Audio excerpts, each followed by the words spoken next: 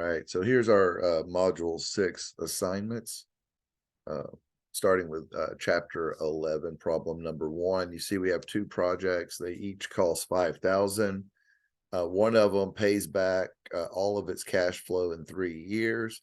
The other one takes 8 years, and you see it calculates IRR and NPV. We assume that our cost of capital is 10%. But the forecasted cash flows are overstated by 6%, so we should reduce that. Someone else though says, "Oh, that's too much work," so I'm just going to use a discount rate of 16%.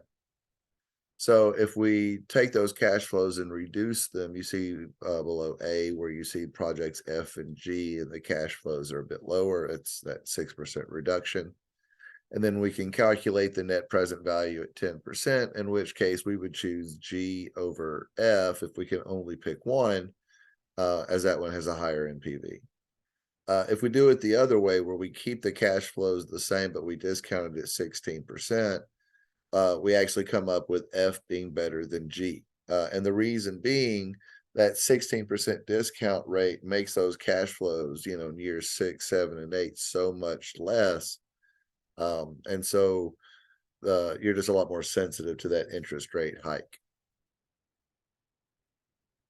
Okay, this is a problem. It kind of gives you a lot more information than you need for the problem, so that you overthink it. But what you're doing in this one is you're saying, okay, this is what the current price is, and they tell you all this stuff about the future of gold and all the changes that are going to happen. But then they finally say, what is the present value of this gold? And the current spot price will be what the market converges to as to what the net present value is, right? If there's a difference, and there's an arbitrage opportunity between the futures market, but what at least the market perception, right? That futures market. We don't get into derivatives, but there's going to be some divergence because we have holding costs and things like that, but we sort of assume that away in this problem. So the long story short, we'll just say that the current price of gold is the assumed present value of those future gold holdings. So it just seems a lot more complex than it is. And here in 3, and you'll see this in a few other problems that we have, the actual problem itself is pretty straightforward net present value. It's just you have to piece together what all of those different cash flows are, right? Based on all the information they give you. But in this one, they tell us we're going to make this initial investment. Let's see, the production facility for 215,000 is going to require 25.3 million. So we're going to pay that right away, right? And then it's going to take us a while to get it up and running. And then once we have it up and running, we're going to be able to keep making these for a few years until the patent expires, right? And so we're going to get a one return for that period, and then after that, other people will be able to come in, right? Real cost of capital is 11%. Yeah. Okay. So they give us all of this information on what's going on. And all we have to do is just break apart all of that into cash flows like we normally do when we calculate NPV, right? So it's just a word problem version of what we had done previously, but doing it in a more of a real world context. This problem, they're basically telling you, we're looking at a particular cash flow basically, and then trying to determine what would a competitive price be. And so based on that, the one at $17 would be the only one there that's competitive.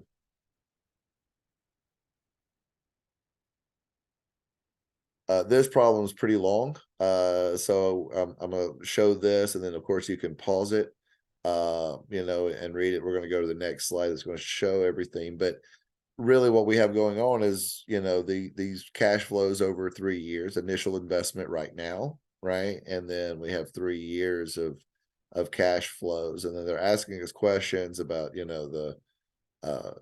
around the present value of the or net present value and things like that. So this is just to show you how to solve those. Again, the math itself is basically what we've been doing. It's just the word problems and you having to piece together what exactly you need to place for those cash flows. Right. So again, take your time, pause this as you need to make sure you understand between the two slides. But like I said, it's really just calculating, NPVs. In this problem, we have these routes that we have to run, and we have 3 different aircraft.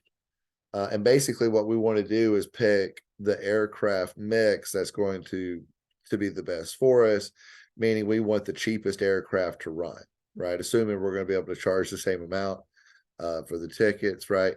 And so this is what we look at. The first aircraft is the one that is the lowest cost, no matter what, but we're restricted in how many of those we have, right? And so as we get this mix, then we have to figure out, well, how do we, place these within these routes to maximize. And so the number of aircraft changes. Initially, it's 14, then go to 21, then goes to 28.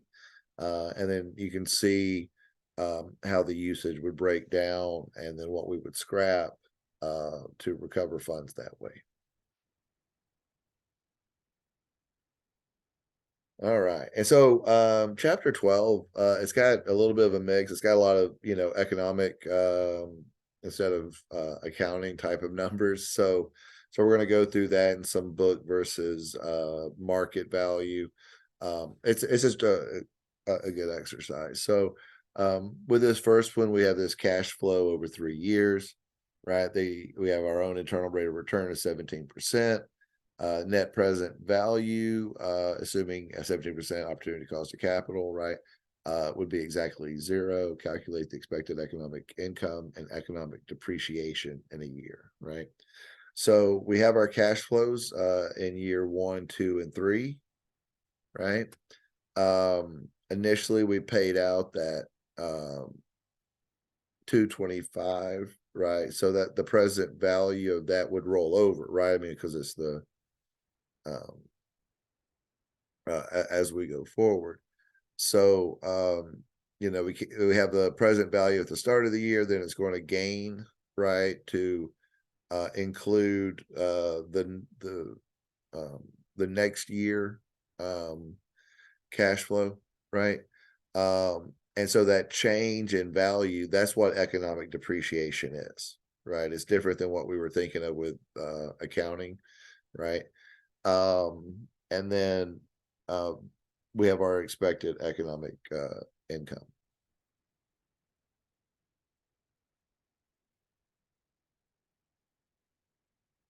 Here's looking at a project, and we're going to look at book value, right? Which again, book versus market. Book is the things that we record, so like the purchase price of something, and depreciating that type of thing. So this is our book income for the store. We have years 1 through 6.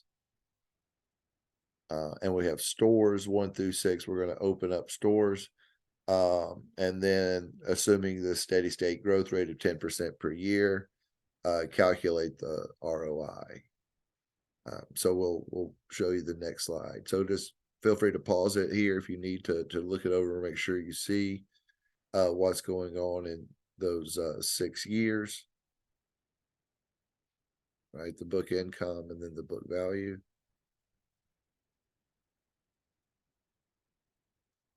Right. So we're using that that steady state growth rate is exactly equal to the economic rate of return, which is at 10%, right? The economic rate of return and the book ROI should be the same.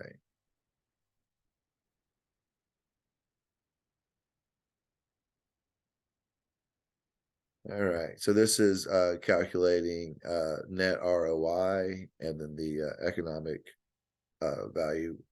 Um, so basically, this they gave you income, they gave you net assets. So income over net assets is your return on income, and then the net return um, is what our return was minus the cost of capital, right? So we lost money, right?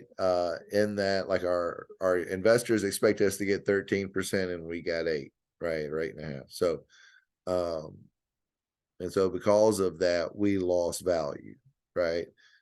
Which makes sense, right? Because you would expect people to want to sell our stocks. They would say it's overvalued because I'm not getting that 13% that I should have. Okay. And this problem is another one that's it's broken across a couple of slides, but they give us the cash flow year 0. We pay for this investment, right? And then years 1 through 10, we have certain cash flows, right? Notice 3 through 10 are the same, right? There's a little bit of startup, and then we get going. This is going on in another country, right? So we have oh wait, no, wait. I'm sorry. I said that's all dollars per pound. I was thinking it was exchange, but no. Um, let's see. But yeah, no investment. Then we're going to produce so many millions of pounds. Then we pay so many dollars per pound, so that gives us our net revenue, right? But year 0 and 1, we got to get everything up and running, so we're not making the money yet. In year 2, we start actually getting production, and then in year 3 we're at full-time production, right? And so we got net revenues, production costs, get our cash flow, right? We're paying out 100% dividends, that way we don't have this net income as retained earnings, and that, so just to keep it simple. And then you see there where we're going to calculate the year by year, right? So right, and then B, and I'm going to show you the next slide, which is going to have that C portion. I'm sorry, no, just the answer. I'm sorry. So yeah. So anyway, here's the showing you all of those changes so that you can see where everything comes from as an Excel sheet.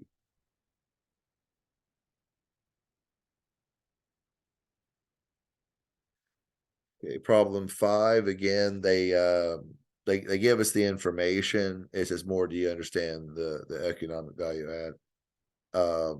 So we know that their income was 1.7 million after taxes. Let's see, we were told we got to calculate a little bit in here, right? So the cost of capital is 14% there in the second paragraph. And then we have to lay out money for the patent rights, the property, plant, and equipment, the working capital, so and that'll tell you what the EVA is. Because that cost of capital is a bit high, we actually have a negative. If he could get maybe lower capital, that might be a better project, but it's currently showing as negative.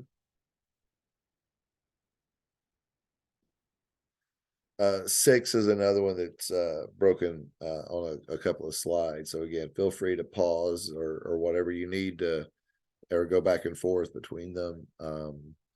But yeah, so we're going to again calculate EVA, and think about it perhaps this way too, because like with economic profitability, what you're saying is, I could have just invested in the stock market, right? I could have gone and bought T-bills. I could have gone into, instead of doing all this work, to do that, I could have done this instead. And so there's times where you'll have a profit, right? But it's like, but if you adjust that for the risk, it's like it probably we would have been better off. We had a better option, maybe, so just understand that's that economic view. You're having to consider that.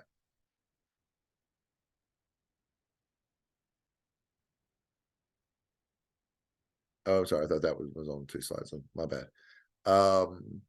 So here is chapter 7 or problem 7. This one's going to be um, it looks really like there's a lot to it, but it's pretty straightforward actually. So um, you see the cash flow, right? In year 0, you initially had that -6, then you gain 260, gain 240, gain 220, right? And so just by putting those cash flows in, right, down there in the table, right, and then we have where we had started, right, at the 6 million, right. Let's see, the depreciation should be on there. Yes, for economic depreciation, you'd see the 2 million per year right there. um so yeah, so anyway, you're basically just filling out like an Excel table showing all these pieces. Um, and then those other pieces are just yes, no questions, right? So, okay. Um, and then here's 8 again. On this one, we're going to calculate the economic depreciation, the book depreciation, the economic return, and the book return, right? And so the economic depreciation, we're going to start with the market value, right? Um, and then we're going to depreciate that um, down to 25%, right? So it says assume the airline writes off straight line 15 years to a salvage value of 25%. And so you just take the 19.97 minus the 25% of that, and then divide that by 15, and that's how much per year, right, that you would depreciate. And then let's see, yeah, so that's the book depreciation. If you notice that column, they're all ones. That's why. Um, I have another slide that's going to show you a bit more. And then if you notice B1, we're also going to calculate the steady state rate of return. So here's the next slide. Just feel free to come back and forth between them. Right, but you see year by year, right? So we have it right now, and then we've got our 15 years of depreciation, right? So we have a market value and a book value, right?